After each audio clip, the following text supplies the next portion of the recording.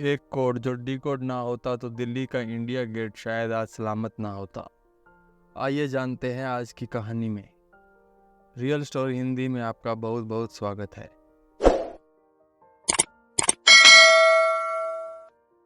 आज की कहानी शुरू करने से पहले आपको बता दूं कि ऐसी बहुत सारी कहानियां कुकू एफएम पर भी आप सुन सकते हैं, चाहे वो रहस्य हो, रोमांच हो, पॉलिटिकल हो, बायोग्राफी हो। तो कुकू एफएम पर तमाम ऑडियो बुक अलग अलग फील्ड की कहानियां सुन सकते हैं। डिस्क्रिप्शन में लिंक है, उसे यूज़ करके आप कुकू एफएम ऐप डाउनलोड कर सकते हैं, जिससे आपको फर्स्ट मंथ सब्सक्रिप्शन पर 50% ऑफ मिलेगा, या फिर आप स्क्रीन पर दिख रहे कूपन कोड के जरिए भी साइन अप कर सकते हैं, उससे भी आपको 50% ऑफ मिलेगा। तो चलिए आज की कहानी शुरू करते हैं। यह बात 2002 की है। दिल्ली की स्पेशल सेल में एक अफसर हुआ करते थे, प्रदीप कुशवाहा। उन्हें कश्मीर से आर्मी वालों ने बुलाया था कि हमें यहाँ 2 पाकिस्तानी टेररिस्ट का एनकाउंटर किया है। उनके पास से कुछ डायरी मिली है, तो हो सकता है उसमें कुछ सबूत हो आपके लिए। आप आइए और एक बार सबकी जांच कर लीजिए। प्रदीप कुशवाहा कश्मीर रवाना होते हैं और जाकर आर्मी के कमांडेंट से मिलते हैं और वहाँ जाकर डायरी की जांच करते हैं। सारी डायरी की जांच करते हुए एक जगह जाकर प्रदीप कुशवाहा की नज़र रुक जाती है। एक डायरी का आखिरी पन्ना था, उस पर एक ईमेल आईडी लिखा हुआ था। पूरी डायरी में से प्रदीप कुशवाहा कुछ भी नहीं लेते, बस उस ईमेल आईडी को नोट करते हैं और वापस दिल्ली आ जाते हैं। और फिर वो ईमेल आईडी पर काम करना शुरू करते हैं, क्योंकि उन्हें कुछ डाउट था। जो ईमेल आईडी था वो था rashid32 @hotmail.com। फिर वो उस ईमेल एड्रेस को ट्रेस करना शुरू करते हैं। शुरू में लगा कि ऐसे ही है यह सब कुछ, लेकिन जब उन्होंने ट्रेस करना शुरू किया तो एक अजीब सी चीज़ पता चली। उन्हें पता चला कि इस ईमेल आईडी को दिल्ली में एक शख्स अलग अलग साइबर कैफ़े से इस्तेमाल कर रहा है। 1 फरवरी 2003 को इस ईमेल आईडी से एक मेल किया गया है पहाड़गंज के साइबर कैफ़े से। उसके बाद दूसरा मेल किया गया 3 फरवरी को, और वह दरियागंज के किसी कैफ़े से किया गया है। फिर 7 फरवरी को तीसरा मेल किया गया है, इस बार मोती बाग से किया गया है। इससे यह पता चला कि यह जो भी आदमी मेल कर रहा था, यह सारे मेल सेंट्रल दिल्ली से ही कर रहा था, सेंट्रल दिल्ली में ही अलग अलग लोकेशन से। यह चीज़ कान खड़े करने के लिए काफ़ी थी कि यह चल क्या रहा है। प्रदीप कुशवाहा अपने बॉस को इस बारे में बताते हैं, तो यह पैटर्न देखकर बॉस को भी थोड़ा डाउट होता है, तो वो प्रदीप कुशवाहा को इसकी जांच करने की इजाज़त दे देते हैं।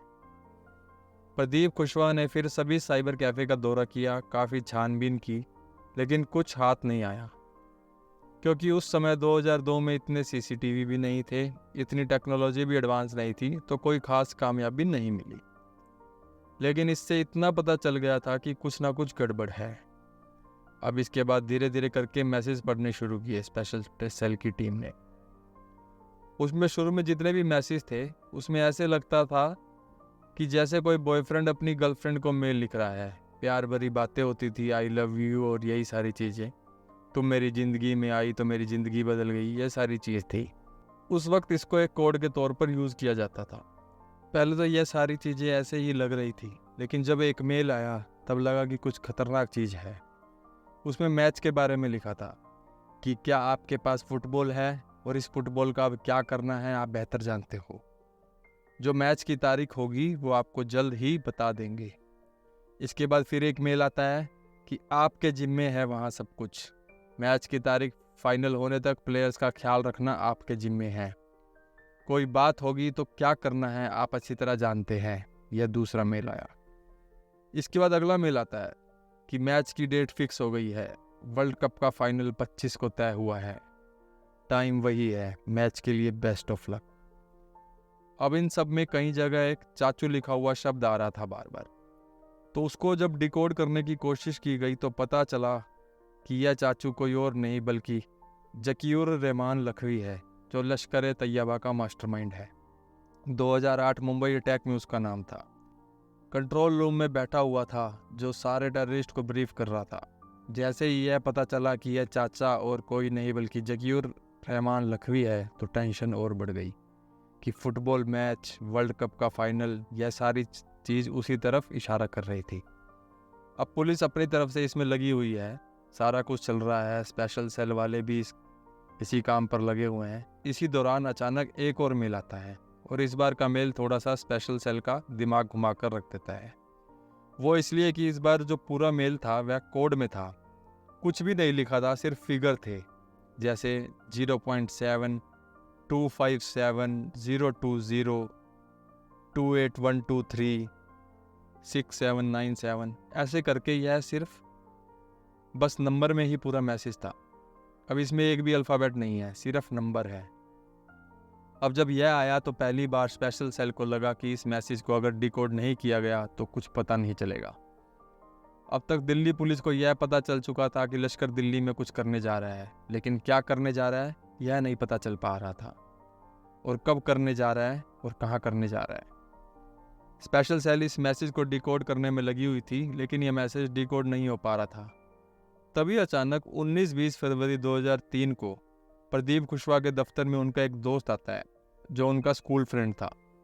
स्कूल में साथ पढ़े थे, लेकिन इधर वो बेरोजगार था, कोई काम वाम नहीं मिल रहा था, तो दिल्ली आया और आकर प्रमोद कुशवाहा से मिला। और वहाँ प्रमोद कुशवाहा परेशान उस मैसेज के चक्कर में मैसेज को डिकोड करना चाह रहे हैं, लेकिन डिकोड नहीं हो पा रहा है।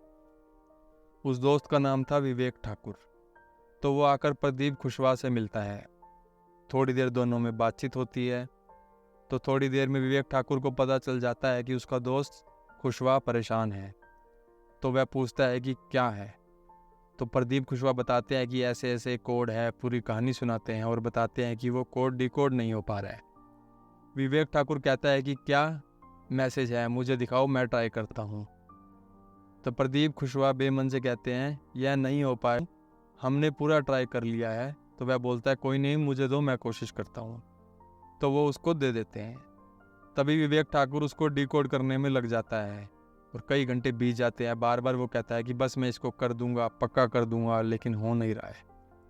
इधर पुलिस कमिश्नर परेशान है कि क्या हुआ, क्योंकि वक्त नहीं है। इस दौरान में लगभग शाम हो जाती है। तो कुशवाहा को पुलिस कमिश्नर अपने हेडक्वार्टर बुलाते हैं कि आप आओ, अब कोई दूसरा रास्ता देखते हैं, अब आगे क्या कर सकते हैं। तो प्रदीप कुशवाहा अपने दफ्तर से निकलने लगते हैं हेडक्वार्टर के लिए। तो देखते हैं कि विवेक ठाकुर अभी तक उसे डिकोड करने में ही लगा हुआ है। तो उससे पूछते हैं कि क्या हुआ।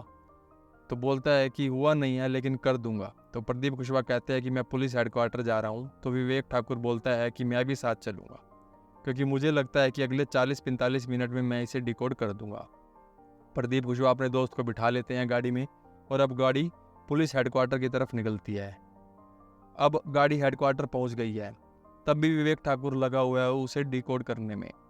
जैसे ही गाड़ी से उतर के पुलिस हेडक्वार्टर की सीढ़ी चढ़ते हैं तो विवेक ठाकुर जोर से चीखता है कि मैंने कर दिया। कुशवाहा को यकीन नहीं होता, तो वो पूछते हैं कि क्या है, बताओ। तो फिर वह बताता है, जो उसने पूरा बताया वह यह था कि फिगर को डिकोड करने पर जो मैसेज मिला है वह है इंडिया गेट 25 फरवरी 2003। यह सुनते ही प्रदीप कुशवाहा भागते हुए पुलिस कमिश्नर के पास पहुंचते हैं और उन्हें बताते हैं कि कोड को डिकोड कर लिया गया है। यह बात थी 21 फरवरी की। तो फिर 22 फरवरी को होम मिनिस्ट्री को यह सारी खबर दी गई। लाल कृष्ण आडवाणी होम मिनिस्टर थे। शाम को लाल कृष्ण आडवाणी ने एक मीटिंग बुलाई जिसमें पुलिस कमिश्नर को भी बुलाया गया। 23 तारीख को सुबह जब दिल्ली सोकर उठी और दिल्ली के लोग इंडिया गेट पहुंचे तो पहली बार उन्होंने इंडिया गेट का नक्शा बदला हुआ देखा। वो इसलिए कि 23 फरवरी की सुबह सुबह ही आर्मी को इंडिया गेट पर तैनात कर दिया गया था, बाकायदा AMG light gun, machine gun, AK-47 और यह सारी चीज़ लेकर। और इंडिया गेट के बिल्कुल करीब जाने को लेकर आम लोगों पर पाबंदी लगा दी गई थी, बैरिकेटिंग कर दी गई थी।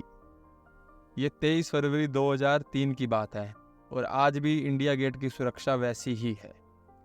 जैसे ही 23 तारीख को सुरक्षा बढ़ाई गई इंडिया गेट पर, उसके बाद उसी दिन शाम से ही यह जो ID थी जो कुशवाहा कश्मीर से लेकर आए थे मरे हुए आतंकवादी की डायरी से, उस शाम के बाद उस मेल ID पर दोबारा कभी कोई मेल नहीं आया। वह मेल, वह सारी चीज़ बंद हो गई। तो यही माना गया कि इंडिया गेट की सुरक्षा बढ़ाई गई। तो लखवी को और सभी टेररिस्ट को इस बात की जानकारी मिल गई कि सरकार को यह बात पता है कि इंडिया गेट निशाने पर है और उनका जो कोड है वो डिकोड हो चुका है। तो अब रिस्क लेना ठीक नहीं होगा, तो उन्होंने अपना ऑपरेशन रोक दिया और इस ईमेल आईडी को भी हमेशा के लिए बंद कर दिया। तो यह थी वो कहानी जब दिल्ली के इंडिया गेट पर अटैक होते होते बच गया। एक बार फिर आपको याद दिला दूं कि ऐसी और भी रोमांचक कहानियों को सुनने के लिए तुरंत कुकू FM ऐप डाउनलोड करें, लिंक डिस्क्रिप्शन में है, या फिर आप स्क्रीन पर दिख रहे कूपन कोड को यूज़ करके भी साइन अप कर सकते हैं। इससे आपको 50% डिस्काउंट मिलेगा। अब मिलेंगे कल फिर किसी और नई कहानी के साथ, तब तक के लिए गुड बाय।